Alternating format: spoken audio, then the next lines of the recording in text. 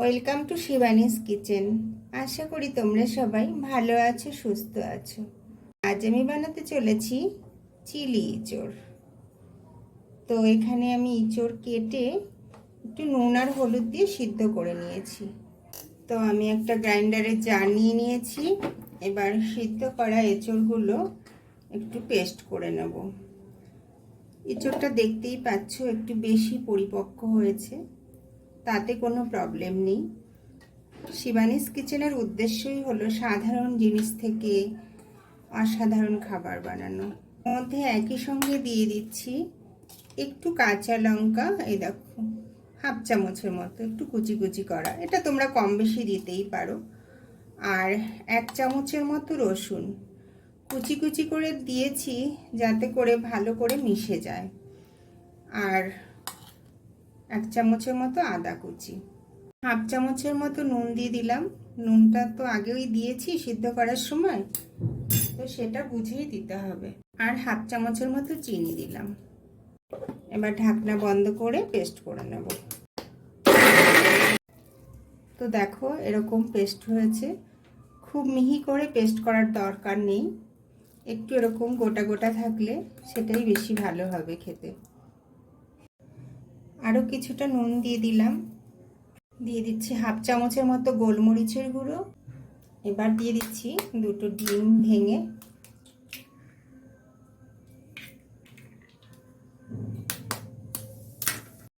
তো 4 চামচের মতো কর্নফ্লাওয়ার দিয়েছি। দিয়ে এবার একটু ভালো করে মাখিয়ে নেব। যদি দরকার হয় আরও কর্নফ্লাওয়ার দেব। তো ভালো করে তো মাখিয়ে নিলাম। কড়াইতে সাদা তেল গরম বসিয়ে দিয়েছি, তেল গরমও হয়ে গেছে। এই যে ইঁচড়টা আমি মাখিয়ে রেখেছি, এটাও এইরকম ছোট ছোট বড়ার আকারে ভেজে নেব।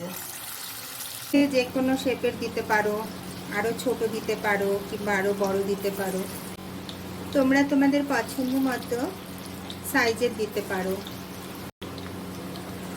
তো এভাবে আমি সব ইঁচড়টা ভেজে নেব। প্রায় ভাজা হয়ে গেছে, একটু উল্টে পাল্টে এভাবে লালচে লালচে করে ভেজে নিতে হবে। তবে চিলি ইঁচড় কিন্তু কোনো অংশেই চিলি পনির বা চিলি চিকেনের থেকে টেস্টে পিছিয়ে থাকে না। একবার তোমরা বাড়িতে বানিয়ে খেয়ে দেখো। তো আমার ভাজাও হয়ে গেছে, তুলে নিচ্ছি।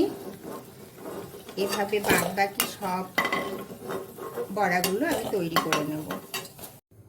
ইঁচড় দিয়ে সব বড়াগুলো ভেজে নিয়েছি, আর কিছুটা তেল তুলে রেখেছি। বাদ বাকি তেলেই আমি রান্নাটা করব। এখানে 2টো মাঝারি সাইজের পেঁয়াজ আছে।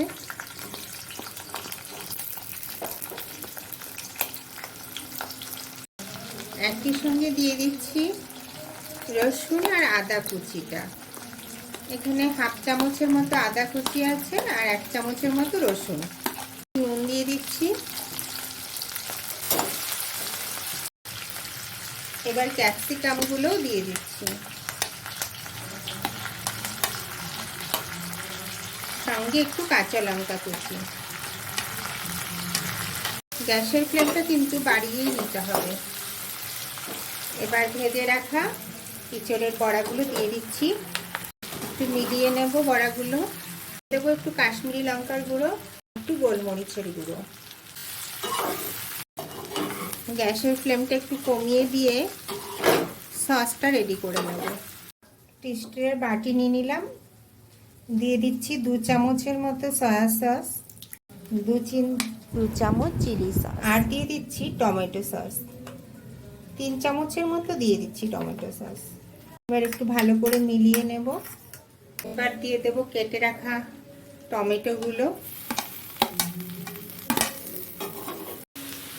সসটা দিয়ে দেব।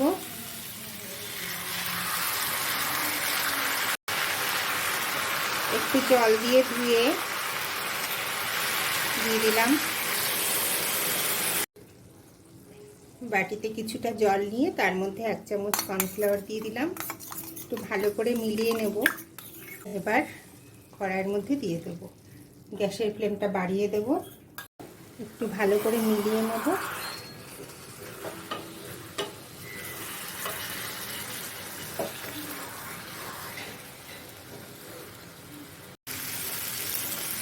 চিলি ইঁচড় একদম রেডি।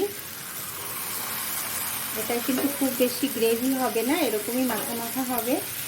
তো বন্ধুরা দেখো, আমার চিলি ইঁচড় একদম রেডি। কেমন হয়েছে দেখতে? ভাত, রুটি, পরোটা, নান সব কিছু দিয়েই কিন্তু বেশ ভালো লাগে খেতে।